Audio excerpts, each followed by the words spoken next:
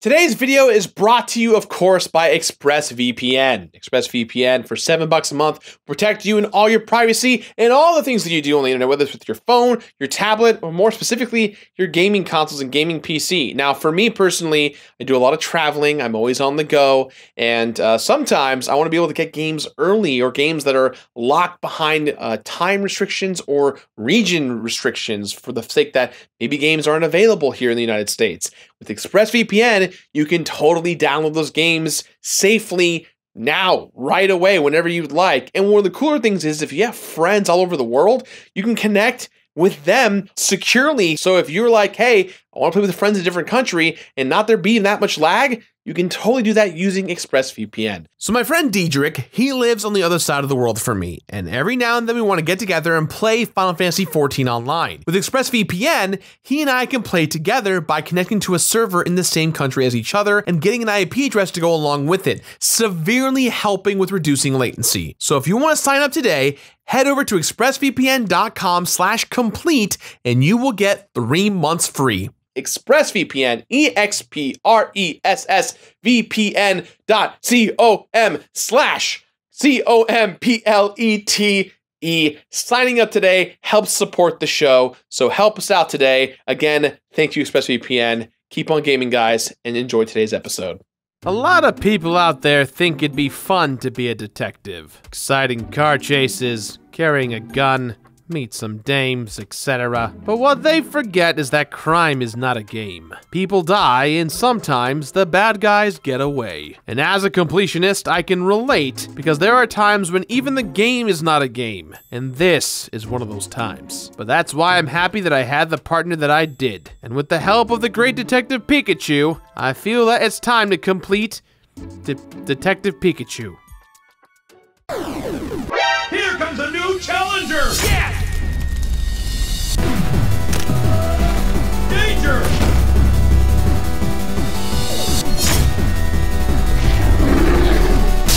Perfect!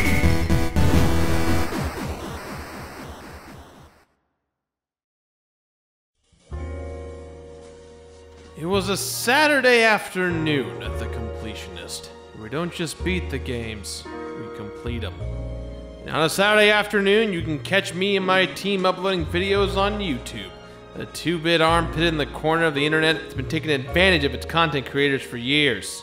But today was gonna be different.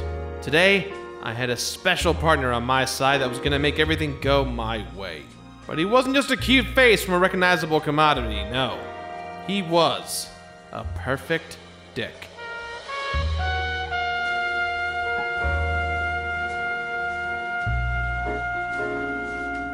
I've always had a knack for solving crimes. I've handled every case from Phoenix Wright to LA Noir. So when word got out that Pokemon was working on a game that sounded similar, I was intrigued. Nintendo had never made such a huge departure from a game series before. It was like if Kirby was suddenly stealing cars, GTA style. Detective Pikachu was going to be all about solving crimes with a Columbo-esque Pika-Pal. Then I played a few chapters of the game and I was extremely disappointed. You play this game through the eyes of one Tim Goodman. See, Tim's father recently disappeared under mysterious circumstances, and Tim wants to find out what really happened. He heads to Rhyme City, immediately runs into Detective Pikachu, and can understand what he's saying. No Pika Pika here, folks. Full-on English. Detective Pikachu tells Tim that he was his father's partner, and even though he has amnesia regarding the incident, he promises to help you out. So the motive is clear. Fix Detective Pikachu's memory, find your father, and maybe solve some other crimes along the way. But how do we do it? Why, talk to everyone you see and participate in some quick-time events, of course. And that's essentially it. 9 chapters, solve the cases in each chapter. Like a dictionary with a picture of HM1 and a clothesline, it's the definition of cut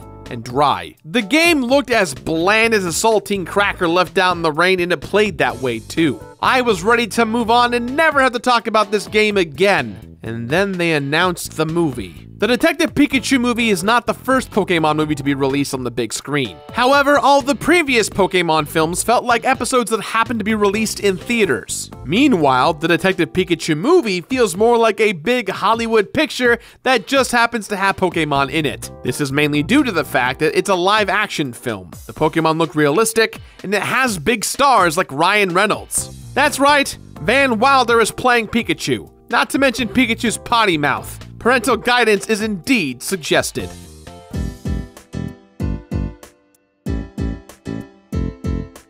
Detective Pikachu is often described as Phoenix Wright, but with Pokemon. Now that's not fair to Phoenix Wright. Phoenix Wright is a game with charming characters, tough puzzles, and a nice balance between weird humor and gritty crimes. Detective Pikachu doesn't even feel like a game. Playing Detective Pikachu requires you to go to point A so someone there can tell you to get them something from point B, which is either a physical piece of evidence or a fact that is saved in your journal. At point B, you talk to as many people as possible so that you know where the something is. Repeat until the chapter is over. Normally, I would not say that having mostly fetch quests makes a game not a game, but in Detective Pikachu, you really have no choice as to where and what you can do. It insists on holding your hand like a little kid walking with their mom in a parking lot. Did the cutscenes just tell you to light the lit wicks to get out of the cave? Well, Pikachu will remind you within seconds of the cutscene to light the lit wicks. Does that pointy rock look important? Well, you can't grab it yet. This isn't the right time to pick up a random rock. Detective Pikachu completely removes the elements of choice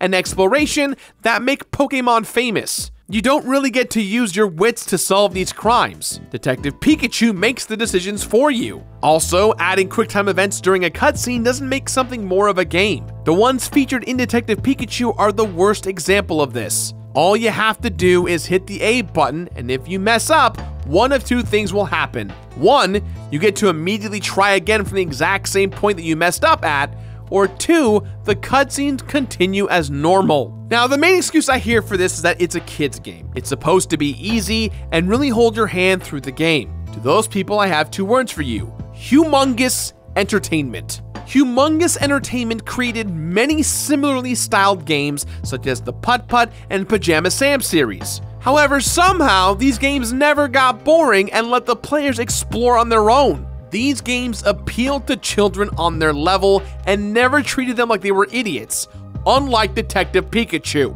And I know I'm not an idiot. I've got the gold stars to prove it.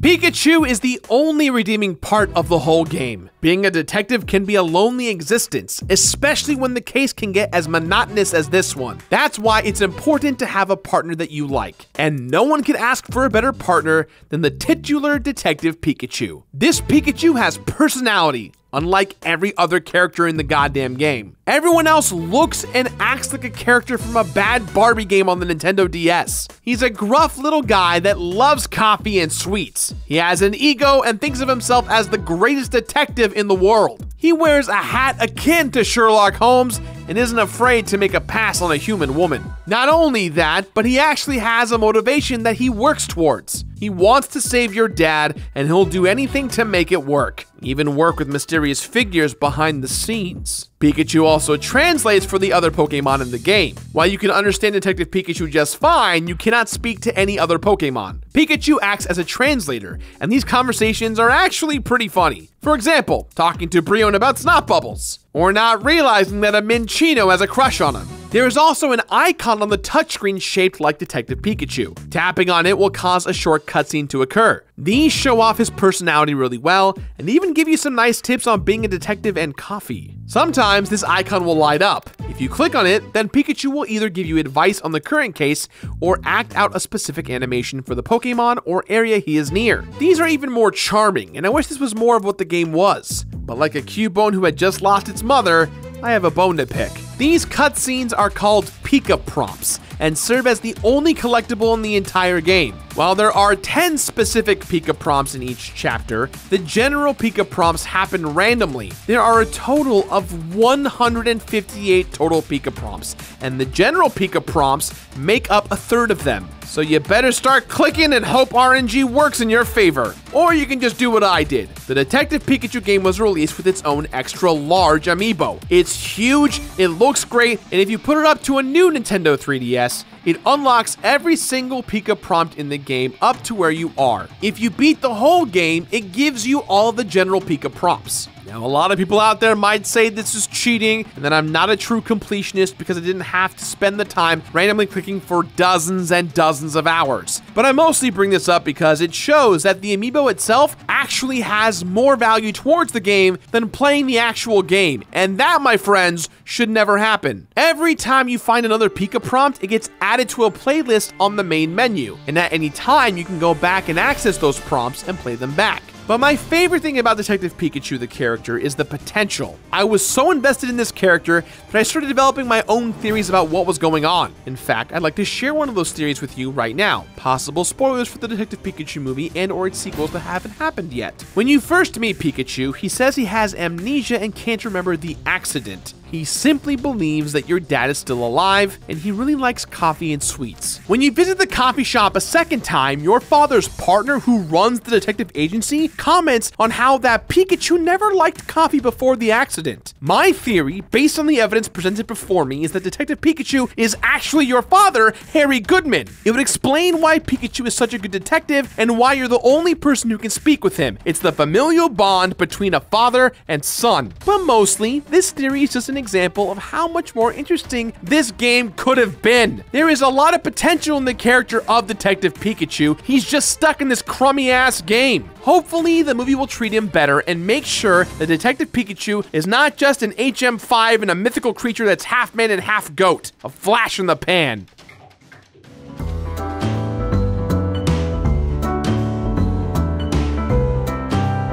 What do you get for finding every single Pika prompt, whether it be through Amiibo or RNG?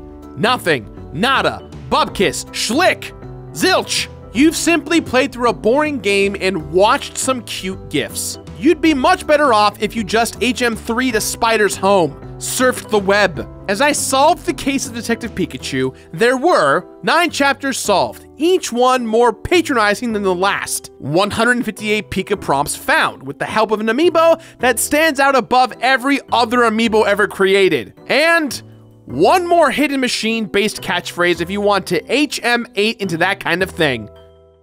It's a Saturday afternoon of the Completionist, about 10 minutes later. I still got my pal with me. And while I don't think his case was the best, I'm still filled with hope. Hope that future games will learn from their mistakes. Hope that the movie will run with its new tone and be beloved by fans and critics alike. Hope that— God damn it, Gerard. What? You're the CEO of a company. Will you stop dicking around? I'll be done in a minute. God. With that in mind, I give this game my completionist rating of look at it. Look at it. That's all the time we have today, guys. So please, as always, let me know what you thought of today's episode somewhere on the internet. If you like the show, hit that like button, hit that subscribe button, hit the bell to get all notifications from us. We do new videos every Wednesday and Saturday. And hey, if you want to get some cool merch, head over to Completionist.com. We got merch over there, Big Guy Boss's stuff, all kinds of good stuff. We'll see you next week for the brand new episode. Bye.